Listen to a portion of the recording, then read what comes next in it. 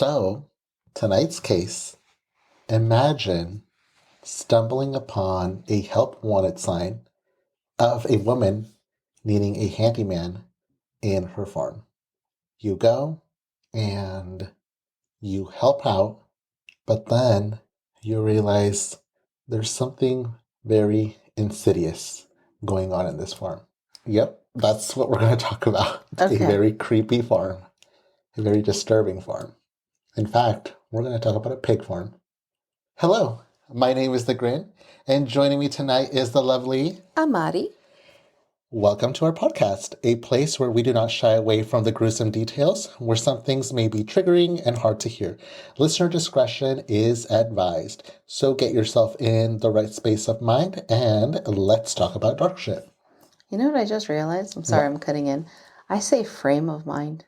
I say frame. You say space. I just realized that right now. Space? You say space. Really? In the introduction, you say space of mind, and I say frame of mind. Ooh. I just realized that right now. I don't know why I oohed, but but okay. Continue. I've never realized that. Your pig farm. Okay. Well, for tonight's case, we are going to Wimer, Oregon. And before we continue, I find it very funny because I would always talk to Amadi about this, and she would she wouldn't tease me, but we would just talk about it. How I'm the one normally doing the cases outside of the US, and she does cases in the US. It just happens. This week, if you guys haven't noticed, she is doing a case outside of the US while I am doing a case in the US. Oh, yeah. That's crazy. I don't think this has happened before. No. I don't know. It's just cases outside of the US I find more interesting. But this one definitely caught my attention. I also was talking to her, or I was talking to you before we started recording, how I wanted to do a whole rural towns, because this is a rural town, like cases, crimes committed in rural towns. But this one got so long when I started doing my research, started reading articles and watching YouTube videos on it, that it deserved its own episode. So before we go to Wimer, Oregon, we're going back in time to July 8th, 1948 in California. That's when Stephen Buchanan is born. Not much is known about Buchanan's life, but what is known is that Buchanan grew up in or around the San Francisco area and had one brother and one sister. The sister had Down syndrome. During a police interview, it was revealed that the sister was given away to a foster home because, according to Buchanan, their mother couldn't handle having a kid with a disability. So she had to give her away. At one point, once older, Buchanan enlisted with the U.S. Navy during the Vietnam War. Then he was honorably discharged. At some point after that, Buchanan, or Stephen Buchanan, transitioned into Susan Monica. So Monica revealed that at one point, her sister passed away and her brother was living in South Dakota with a family of his own. But that's the last she knew of him, and they completely lost touch with each other. Sounded like when she did her police interrogation, it had been 10 years since she last actually spoke to her brother. So they are literally no longer in contact. Her mother died before her transition, but her father knew about it, but has since passed. Her life post-military was a successful one, working as an engineer. But at one point in 1991, she decided to pack her bags and move to Wimer, Oregon, where she purchased a rural farm. Here, she would raise her pigs and chickens since she was somebody who was very fond of animals and would also run her company, the White Queen Construction. She enjoyed the quiet life and wanted to get away from the busy city. In 2013, a man named Robert Haney made a deal with Susan Monica. He was going to help Monica build a house from the ground up on her property, which she really wanted to do. And the deal was he would help her and she would allow him to live on her property and would be paid in cash. Robert Haney, we're going to talk about him now, was born on June 26, 1957. He wasn't the most popular person in school and at one point eventually dropped out of high school. He eventually started working in construction after he got into it, met a woman named Thalia Larson, whom he would go on to marry and have 5 kids with. But the marriage was a rocky one since, from what I could gather, he it was just rocky. He would sometimes be around, sometimes couldn't because of work, and in 2003 the couple divorced. Haney then moved to Medford, Oregon. Keep in mind, Wimer, Oregon, Medford, Oregon, there, I believe last time I looked at the map, it was just a 20-minute drive. Oh. So, yeah, Medford is the big city. Mm-hmm. Yeah, we know that one. But Wimer is the little one heading towards California. He moved to Medford, Oregon, and took his young kids who were living with him, or the couple, and it was just the 4 younger ones. Thereon, he would raise his kids, and now we will skip to the future when all his kids are grown up and eventually leave the nest. Haney, at this point, got a camper and a dog and started living a nomadic lifestyle, which he really wanted to do because it's just him now. Nobody else to worry about. Kids have left the nest. Just say the truth. He hates people. No, I don't want to say that. We don't know. That's when he came across Monica's advertisement for work on her farm. It is unclear how he got or found the advertisement. According to Monica, she would put advertisements up at I think she said Salvation, where the homeless gather, I You believe. mean like a Salvation Army? Like a Salvation Army, yeah. And Also, she was looking for homeless people to help her. she was just looking for any person who was looking for a job, who was willing to work, basically, just a handyman. Allegedly, she would put up advertisements or flyers up at like gas stations and places like that. So it was just unclear how he was able to, or how he came across that advertisement, but he How came across it. old was she when she was putting up signs looking for help? So right now I'm talking about 2013. And at this point, she is in her 60s. I'm sorry, I'm like 30 years younger than her, and I can't imagine myself putting up like help wanted or I need help at gas stations and Salvation Armies, and that freaked me out. She didn't care, I think. She just had a different mentality. Maybe I'm just a scaredy cat. I can't do that. Maybe, I mean, she is a veteran. Yeah, she's probably tough. Okay. Yeah. So, skip to the future. He is now living a nomadic lifestyle. That's when he comes across her advertisement, thus leading him to the 2013 agreement. However, now we're going to jump in time to 2014, and it's January. Haney's kids haven't heard from him in well over 2 months and decide to pay a visit to Susan Monica's farm. When they arrive at her farm, Monica stated that at one point in September, with no notice, he just left, and she hadn't seen him since. His kids, then suspicious of this, went to Jackson County Police and reported their father missing. They found it very suspicious because their dad's camper was still on her property. Their dad's dog was running around in her property. When Monica led them to his camper, they just saw all his tools and belongings just scattered around. And his, On the outside? no, on the inside Oh, of the the inside. camper. Yeah.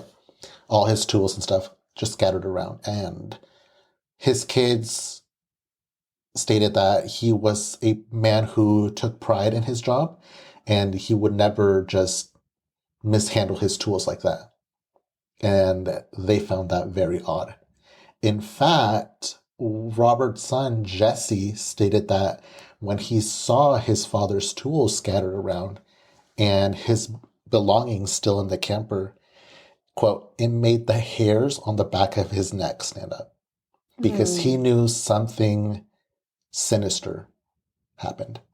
Police started to investigate, but since Haney lived this nomadic lifestyle and thus didn't, I guess, do a lot of electronic work or pay with cards, he always paid with cash. So he has no footprint.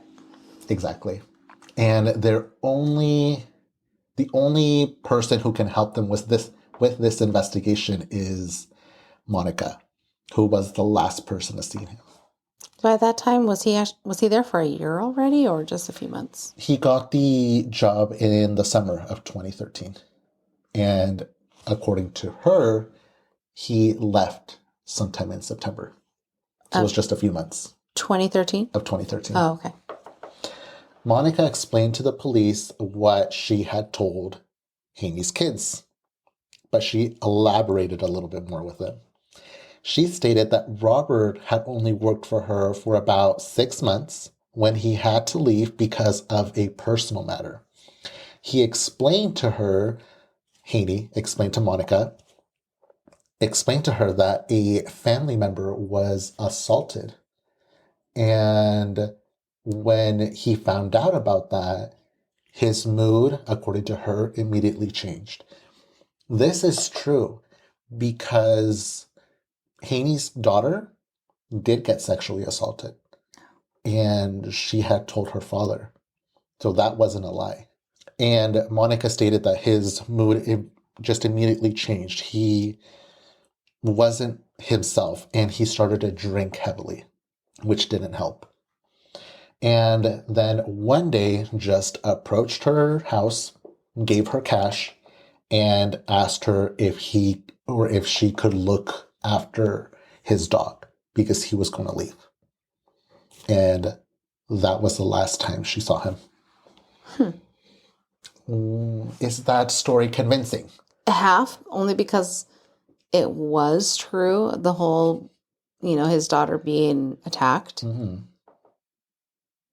But then again, he would have talked to his kids because he sounds like the kind of guy who would talk to his kids a lot. Yeah. But that first part that she said sounds convincing. Yeah. Well, police thought otherwise. And this is because there's a two first big, names. giant flaw here. No, it is not because of that. The flaw that police noticed is that in December of 2013, at a nearby Walmart, Haney's EBT card was used. But according to Monica, he left in September, and nobody, not even her neighbors, saw him since. Oh, so they didn't not believe her until after they started investigating. Mm-hmm. Oh. Yeah. But how could a man who disappeared still use his EBT card He's months after he... staying at the next town over. I don't know. Police found that pretty suspicious. So what they did is they got a search warrant for Monica's property. That's when eventually they found a severed human leg in her pig pen. And Susan immediately changed her story Once they found it? once they found Oh it. my God. What Susan now stated is that during the fall of 2013, she caught her pigs going on a feeding frenzy. When she took a closer look in the pig pen, she saw that they started devouring Robert. And horrified by this, because she saw that they were literally ripping him apart and his guts were spilling out, she decided to shoot him to put him out of his misery. And she eventually went on to state to police, I do that for my animals. And this was the first time I did it for a human being. And I knew it was wrong, but if it were one of my pigs suffering out there, I would have done the same thing. She just put him on the same lines as a pig? Yeah. One of her pets? Yeah. Yes. I'm trying to think. Like, pigs aren't carnivorous, right? Pigs, in fact, if people didn't know this, they're omnivores, so they would eat anything. I thought they only eat meat when they are starved. No. Oh, so they they will just... eat anything. However, with pigs, from the research I did, because I also did research on pigs, you have to, like in a pig pen, you have to make sure that they can see what you're throwing at them so they will eat it. If it's hidden, like the severed human leg, Mm-hmm. and they can't see it, they won't eat it. Or if it's buried in their gunk, they won't eat it. But pigs will eat anything. Oh, so they don't sniff things out? Mm-mm. Oh. Okay. Yeah. When the police asked her if she wanted to fess up for anything, Fess up. that's when she broke down. Monica then marked with an X in the middle of her property and told police that that is where you will go and find Steve. Wait, that... Oh my God, now I feel bad. What was his name? Robert Haney. Oh, okay. So it is Robert. Yeah. Who the hell is Steve? Well, turns out Steve was Steven Delicino, a former handyman who worked on Monica's farm in the summer of 2012, a year before Robert Haney had arrived. They're telling her, tell us where Robert is. Okay. Draw an X on the map. There's Steve. Who the hell is Steve? We're talking about Robert. She's like, damn it. Yeah, she was something. Monica quickly explained to police why Delicino's body was buried in the middle of her property. According to Monica, during the time when Delicino was working for her, she had noticed that 2 of her precious guns were missing and eventually found them among Delicino's things. When she confronted him about it, he got violent and they got in a wrestling match. That's when the gun in her hand accidentally went off and shot Delicino at the back of his head. She then grabbed a rifle, went over him, and shot him dead. That doesn't sound right. She shot him in the back, accidentally shot him in the back of the head while they were fighting. While they were fighting, she had a gun in her hand, and accidentally the gun went off and shot him in the back of the head. Yeah, that doesn't sound like it was an accident. Yeah. That makes no sense. It's not convincing. She's not convincing anybody. Now police had 2 bodies on their hands, and they were on Monica's farm. So they asked her if there was any other bodies located on her farm, to which she responded to Detective Eric Henderson, who was the detective in charge of her case, that, quote, if she told him about the 17 others, she would spend the rest of her life in jail. Isn't that admitting? That's admitting, right? Even if she doesn't show them where they are? Apparently not, and we'll get to it. Really? Mm-hmm. Okay. During her trial, the argument that her defense stated was that she killed Stephen Delicino in self-defense. And the murder of Robert Haney was basically to put him out of his misery. She's It was blaming her pigs. yeah. It was a pity kill. But that didn't explain why she went on to dismember their bodies with an axe. And I didn't say this yet, but we're both talking about dismemberment this week. I know. I was going to say, I'm like, she dismembered somebody, freaking Peter Madsen that I just spoke be laughing, about. but yes, I just realized somebody. it just hit me right now. This week we're both talking about dismemberment. That's our theme. Yes, apparently so. She would go on to dismember their bodies with an axe and would stuff body parts in trash bags, which were found scattered around her property. Why not thrown in a dump? She just kept trash bags in her property? Yep. Doesn't make sense, huh? No. She then went on to change her story.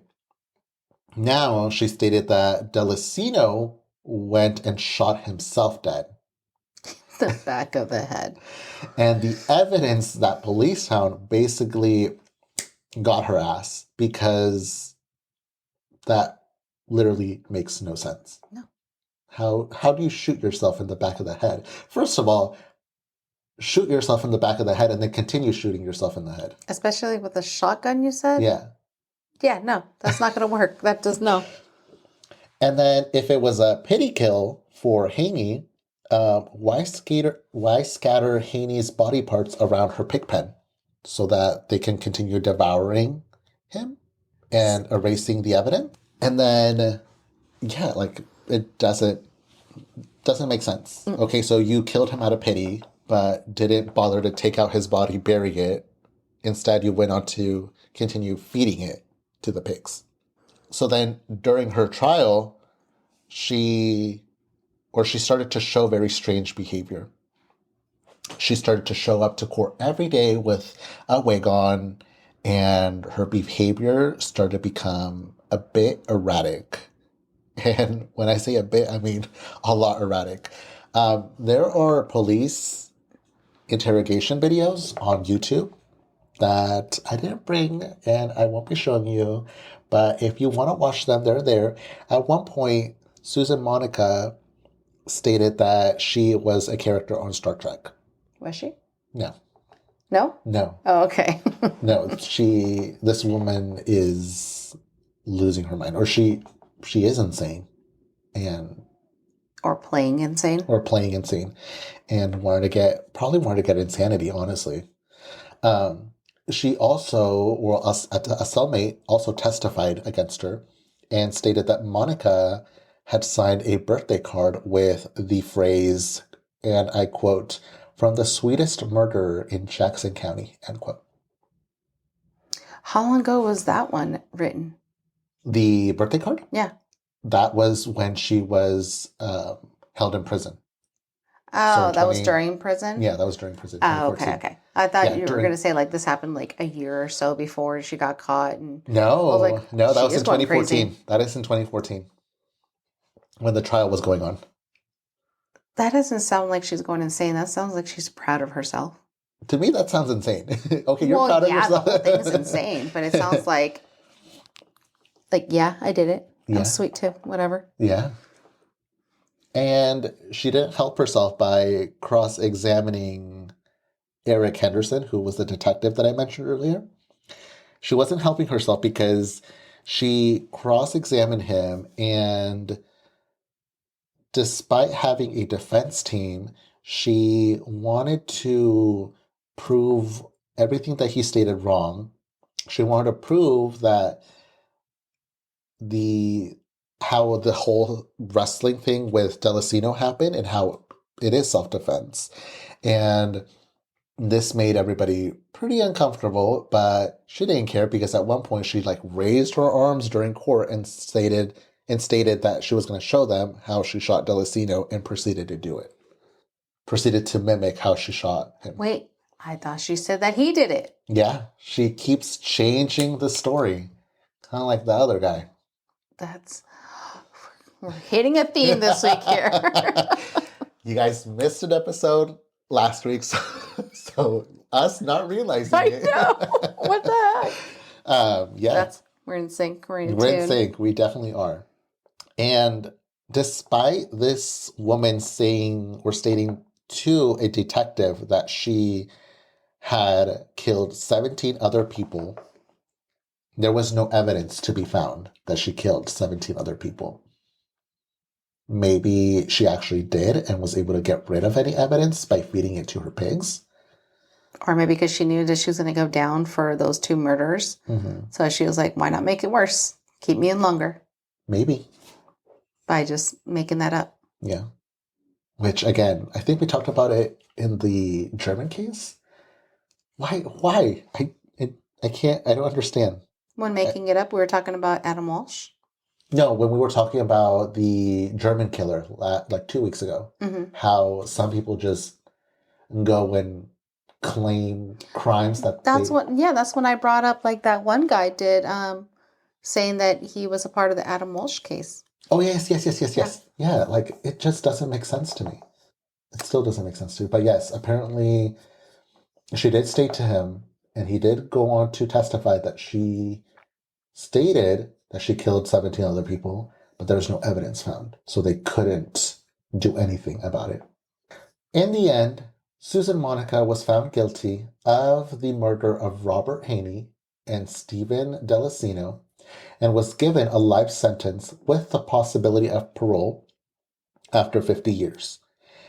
And while she was given her sentence, the judge, Tim Barnack, told her, in quote, I don't know how else to put it.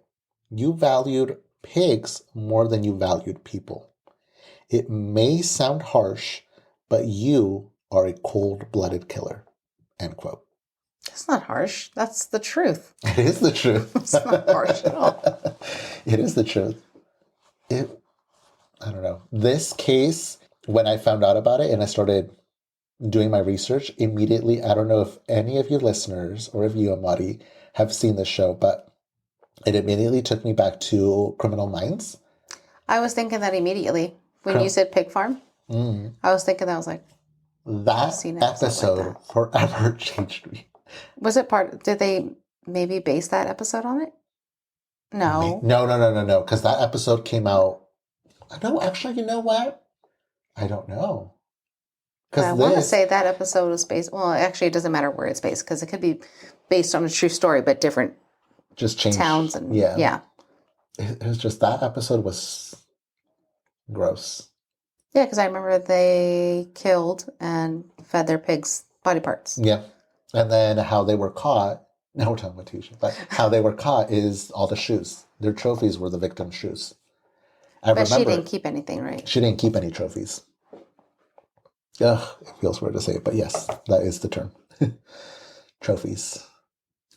They're psychos. That's what they do. Yeah. Not all of them do it, but most of them do keep trophies. It's crazy because they're proud of the work they do. Or yeah, if they're serial killers, yeah, it's the work they do. Yeah, but they're proud of what they have done. Which we would definitely categorize. Now we're like having a convo about it, but we would definitely categorize Susan Monica as a serial killer, right? I think, is it more than 2? Is it? I thought it was just more than 1. No, I think it's more than 2. Is it 2 or more? I mean, she is a possible serial killer if those 17 others actually were committed on her farm, which I tried my best, but no, I couldn't find anything. 3 or more people is considered a serial killer. But yes, that is the case of Susan Monica and her pig farm. Just a crazy flipping case that I came across. It immediately took me back to that episode of Criminal Minds, and it's kind of funny because I was looking at the police interrogation videos, and again, I got some like info from other like YouTube videos because they would put clips, and this woman is just, she would stumble upon her words after she realized that they got her ass and kept like changing her version of the events. And then she would start like breathing heavily. And I was like, okay, well, you're definitely lying. You're not convincing anybody. And then the comments are all like, this woman's like breathing. The woman's breathing is reminding me of like a demon like coming out in a horror movie. It's just like heavy. It's just There's whoa. comments that said that. I love people with comments. Yeah. Comments are fun to read. Yeah. And with that, that is the second case that we will be bringing you this week. Apologies about last week, but I hope the two that I did not realize until I was just talking about mine, were kind of in sync. And it's so funny because, Yeah, the murderers changing their stories, the dismemberments. and the fact that you are doing a case outside of the country and I'm doing one in the country Yeah. is kind of mind blowing. And with that, we shall leave you. Um, Anything else you want to add, Amadi, before we leave? No. If there's anything that, may be inaccurate and anything that we, talk about, go ahead and, leave us a comment. We have TikTok. Message us. Message us, email us. We Yes. have YouTube, Instagram. Go ahead and give us a little insight of what you may know that we don't. Or if you have any questions about any of the cases that we've done. If you want to know, I don't know, like more in depth information, we can look into it and definitely try to answer those questions. I know it's a bit harder. It's mostly me because, well, now Amadi's doing it too, but I mostly do cases that are not from the US, and I get my information, thankfully, from articles that are translated in English. And that's I did mine on the Danish case. I did Google Translate to English. Yeah. So, like, with things like that, if you guys feel like, if you are listeners from overseas and you feel like, hey, you guys forgot about this, or you guys didn't mention about this part, let us know, and then we can talk about it. Maybe even make like a reel about it, or like what is an Instagram reel? Am I saying about YouTube reels? No, I think it's Instagram Reels. They have Reels on there. Whatever the little short clips are, we can make one of those. Reels on Instagram, on YouTube, anywhere there's Reels. We can make one of those and, include that information. But thank you. And I guess we could since we're talking about it and we're pushing it, might as well just put some self-advertisement here and make sure you are following us on our social media and following our YouTube channel. Remember, you guys, we are on YouTube now, slowly but surely conquering every platform. But yes, and with that, we will leave you. So remember to be well, be safe, and see you next time. Bye. Bye.